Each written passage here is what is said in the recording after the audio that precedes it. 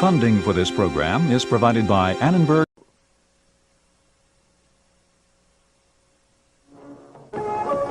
Começou com palavras sonoras e cabeças erguidas. Terminou com lemas grandiosos e cabeças decapitadas. Ela veio para trazer a igualdade e liberdade, mas em vez disso, trouxe a ditadura e a nova hierarquia de um império grande e poderoso. A Revolução Francesa, neste episódio de A Tradição Ocidental.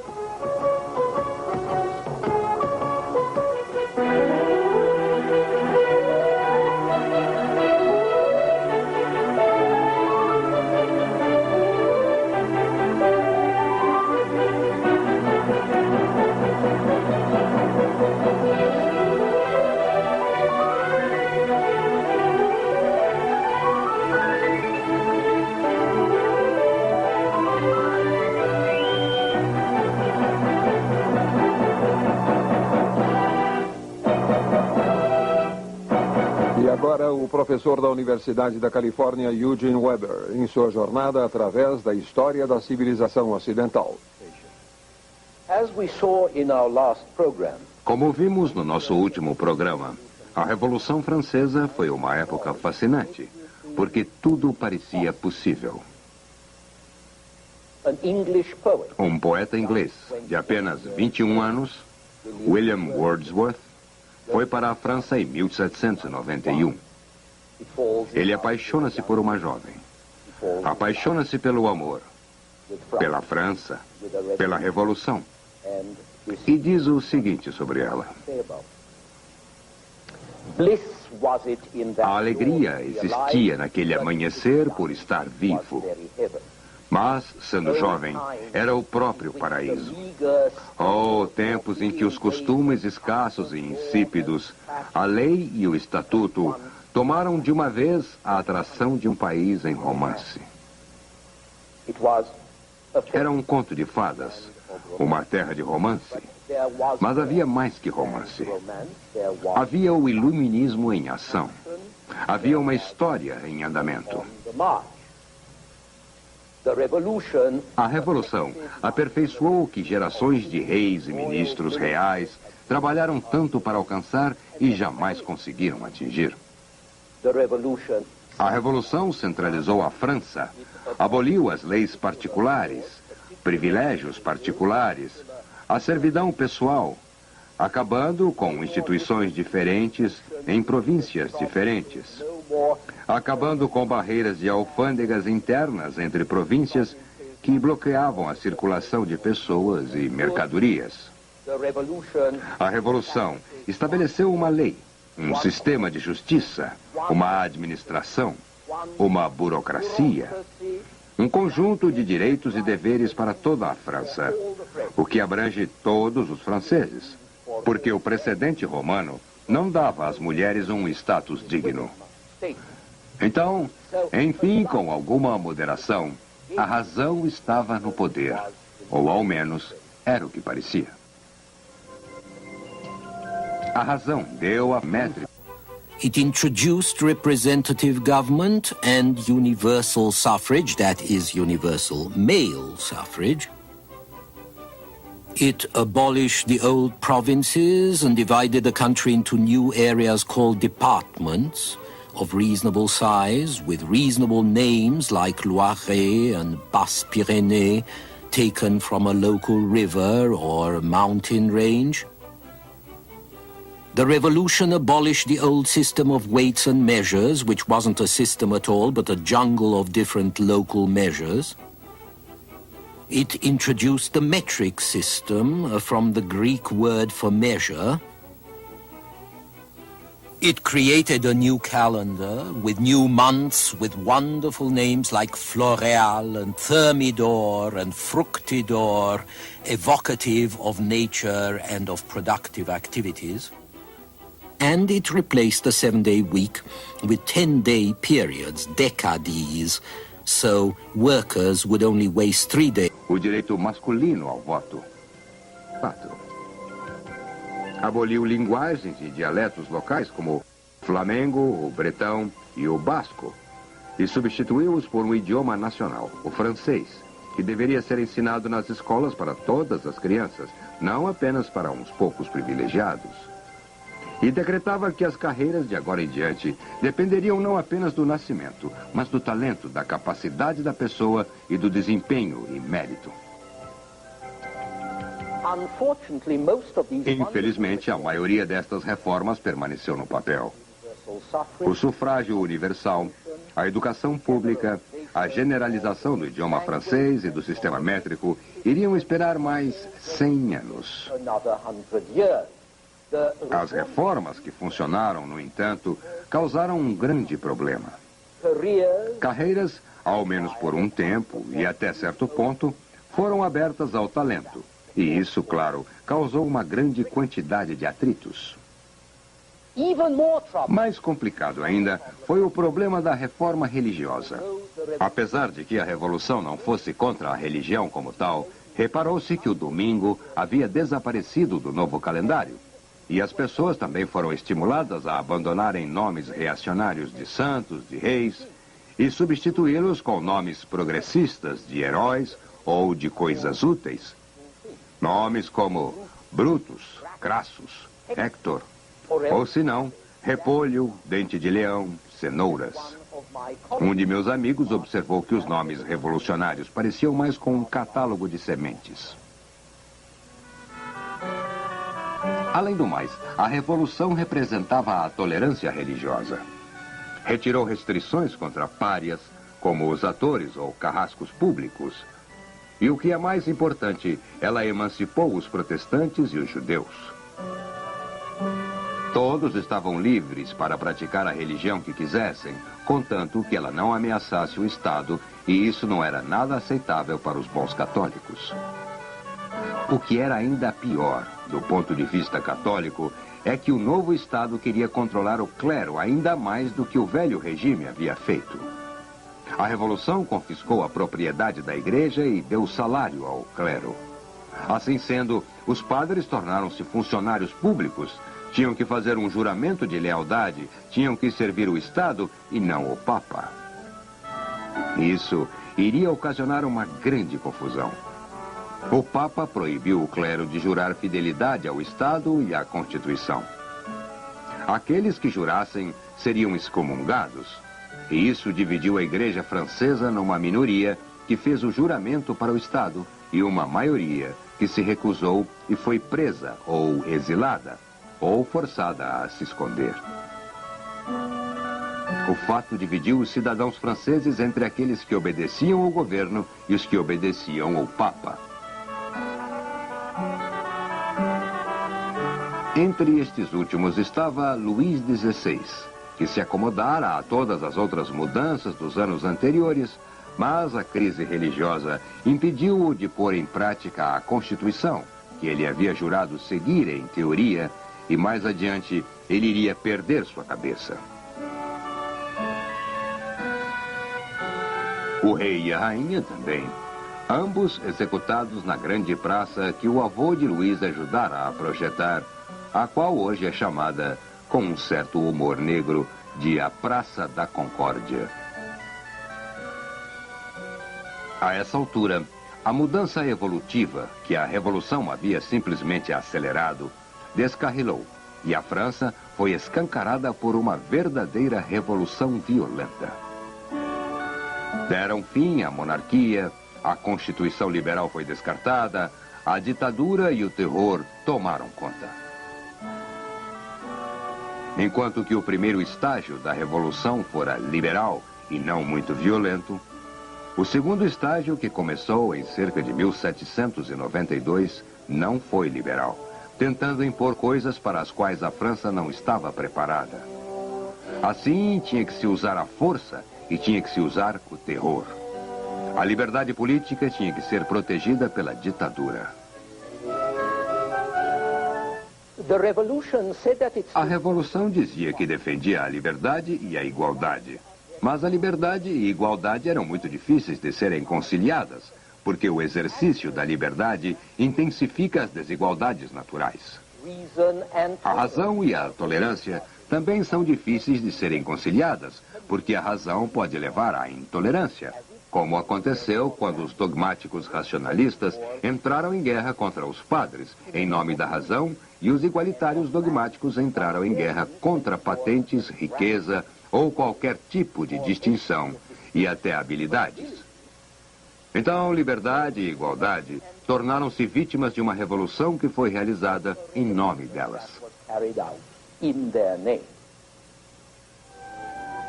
A guilhotina foi um símbolo adequado para a situação na qual entusiastas bem-intencionados se lançaram, como um deles disse, para forçar as pessoas a serem livres.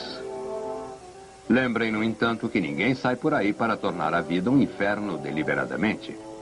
O terror, como era chamado, era o uso da força ou da violência legal a fim de tornar o mundo um lugar melhor.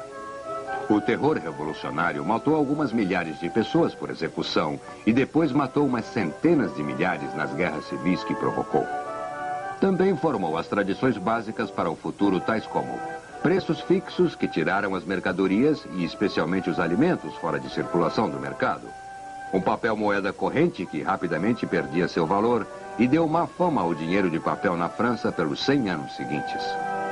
Foi um estado policial para impor pela força seus decretos e seu criticismo sufocante. Um estado policial muito mais rigoroso que a própria Inquisição conseguira impor e que recorreu a guerras estrangeiras para resolver problemas insolúveis em casa. A França tinha que enfrentar o que parecia uma ameaça de poderes reacionários estrangeiros. Em 1792, a França mobilizou um exército de voluntários para lutar contra a Prússia e a Áustria. Em 1793, o governo revolucionário declarou guerra à Inglaterra, Holanda e Espanha, tudo em um mês. Por outro lado, o governo revolucionário transformou o país em uma nação. Ele declarou que na França, os que eram apenas súditos de seus reis eram agora cidadãos de um Estado soberano. Acionistas igualitários da nação. Isso era uma coisa boa e iria pagar dividendos no futuro. Significava que a soberania do povo era muito mais poderosa e muito mais abrangente do que a soberania que um rei jamais tivera. Significava que o governo que representava essa soberania poderia aumentar mais os impostos do que qualquer rei. E significava que o Estado poderia mobilizar não só o dinheiro de seus cidadãos, mas seus corpos também. Esse é um cartaz de recrutamento francês. O recrutamento obrigatório não era novidade na Europa. Os suecos usaram esse tipo de recrutamento durante a Guerra dos 30 Anos. E o grande ministro de Luís XIV, Louvois, tentou introduzir isso na França, mas teve que desistir da ideia devido a muita oposição. Depois foi a Prússia, que aperfeiçoou seu sistema de serviço militar regular para todos os homens saudáveis, junto a uma reserva e com planos para a mobilização geral, meio pelo qual a Prússia sobreviveu e prosperou durante o século XVIII. Em 1789, tinha quase 200 mil homens sob armas, enquanto que o rei da França só podia contar com 180 mil, apesar de a França ser muito maior. E os 200 mil soldados da Prússia custavam a ela apenas 1/3 do que o exército menor da França custava. Porém, em 1792, com 3 anos de revolução, os franceses entraram em guerra com quase toda a Europa, requisitando sua própria população em massa.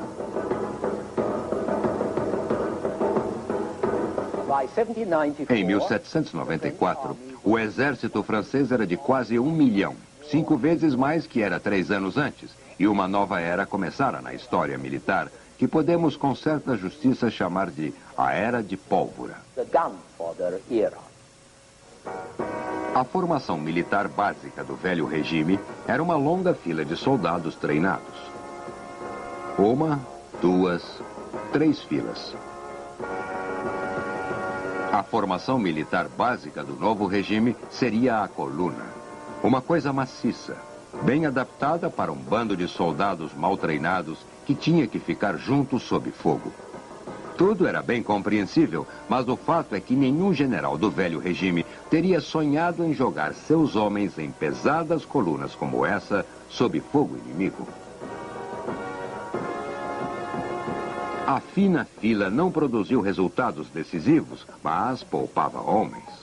Homens que eram difíceis de conseguir e caros de recrutar e treinar. Mas os generais da Revolução e mais tarde do Império Napoleônico usavam seus homens sem contar as baixas. Eles sabiam que o Estado poderia sempre conseguir mais deles, porque viam toda a nação francesa como um reservatório que era grátis. É possível que os massacres em larga escala que se seguiram estiveram sempre ligados ao renascimento da ideia de guerra total, uma ideia que o século XVIII havia esquecido. As dificuldades de 1793 produziram não apenas a mobilização dos homens, mas, como já foi dito, a mobilização de civis de todas as idades e sexos e a tentativa de controlar os recursos nacionais de um modo que jamais havia sido visto antes. A diferença entre a guerra total que os franceses inventaram de modo casual em 1790 e a guerra total que tememos hoje nos anos 90, apesar de ser grande, é só uma questão de grau. E de novo, observamos o curioso paradoxo de que algo que começou tão esperançosamente e com intenções tão boas como a Revolução Francesa produzisse resultados tão extraordinários e aterrorizantes. As vitórias de generais revolucionários, por exemplo, eram facilitadas pelo fato de que eles abandonaram todas as regras e inibições aceitas, convenções de guerra, tal como uma guerra era concebida no século XVIII. E isso fez com que a guerra piorasse muito. As guerras destrutivas do século XVII levaram à criação de um sistema de guerra limitada no século XVIII, formalizando a conduta de guerra, limitando sua destrutividade tanto para os soldados como para os civis. Mas os generais franceses agora o abandonaram. Primeiro, por necessidade, estavam lutando contra todos de uma vez e não tinham tempo para gentilezas. E também porque não ligavam para a ordem estabelecida, nem para o código estabelecido pelos inimigos. Eles violavam fronteiras, fomentavam revoluções, promoviam rápidas retiradas e movimentos. Ao ignorar todas as convenções boas e confortáveis, reintroduziram as velhas práticas impiedosas para o uso corrente e, eventualmente, seus inimigos as adotaram também.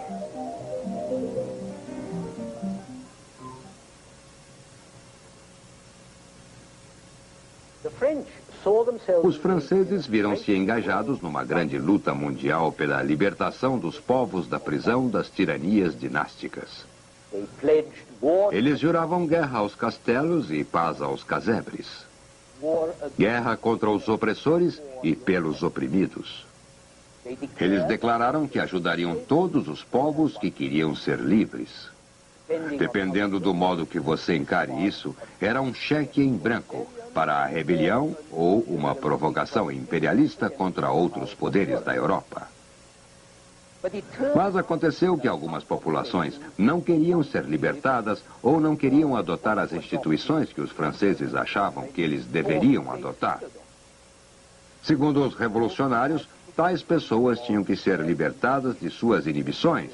Elas precisavam de guias franceses, comissários e captores, para ensiná-los a serem livres, como os próprios franceses tinham que ser ensinados.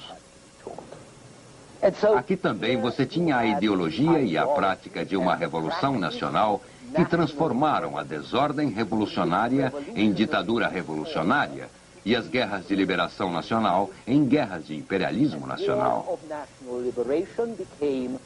É outro exemplo de como a revolução aperfeiçoou o que gerações de franceses tentaram, mas jamais conseguiram.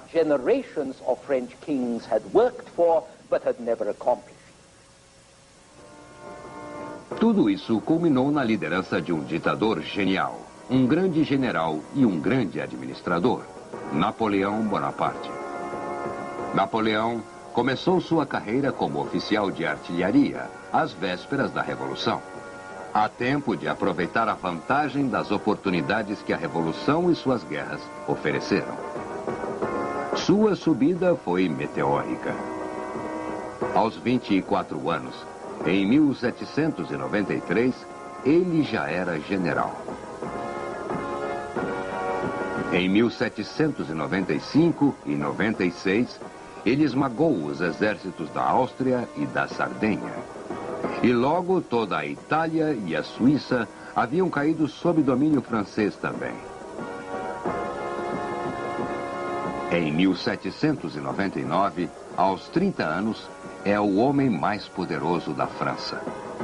Ao elaborar uma nova Constituição, essencialmente ele impõe o reinado de um homem. E em 1804 se coroa imperador.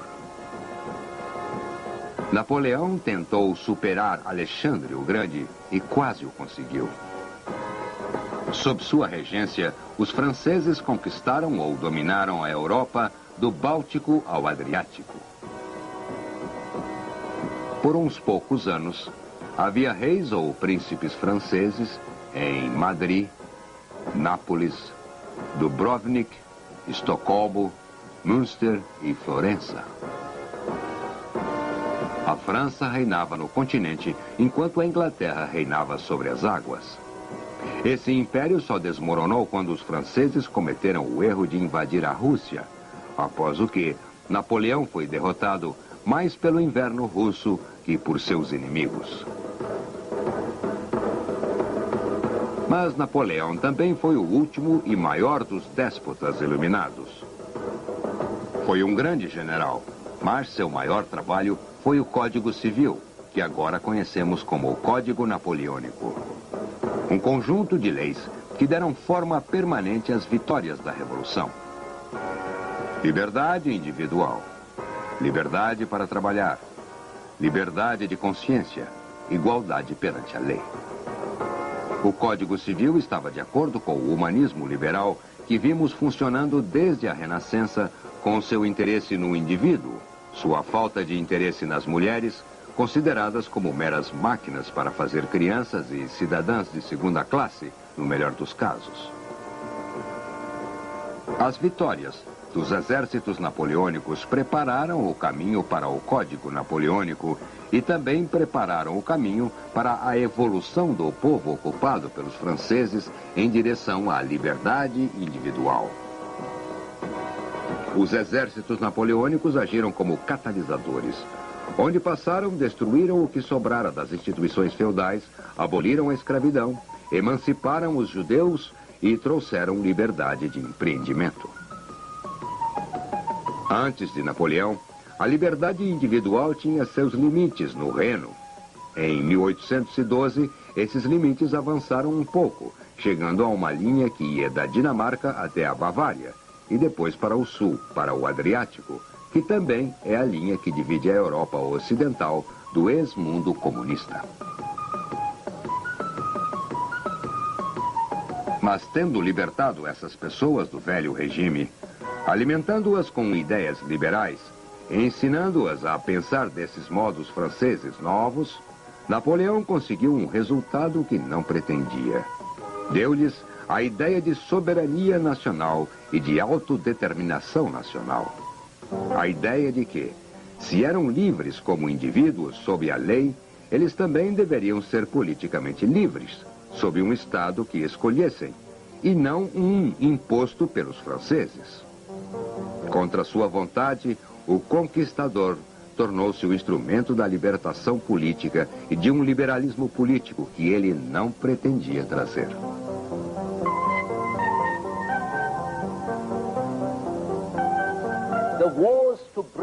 As guerras que deveriam trazer ajuda fraterna trouxeram ocupação. Mas é óbvio que nem a Revolução, nem suas guerras, com as toneladas de carne humana que desperdiçaram, nenhuma delas foi totalmente em vão. Elas propagaram as ideias modernas de sufrágio nacional. Elas proclamaram que todos os homens têm direitos. As mulheres, infelizmente, levaram mais tempo para isso. E na França, lar do Código Napoleônico, muito mais tempo ainda. Elas prepararam o caminho para que as classes mais baixas entrassem na vida política. Elas sugeriram métodos totalitários e ideias que o século XX iria copiar com entusiasmo e criaram uma agenda que ainda estamos estudando hoje. No próximo programa, vamos tratar de outro tipo de revolução muito diferente, que também mudaria o mundo. World, the Industrial Revolution. Until then.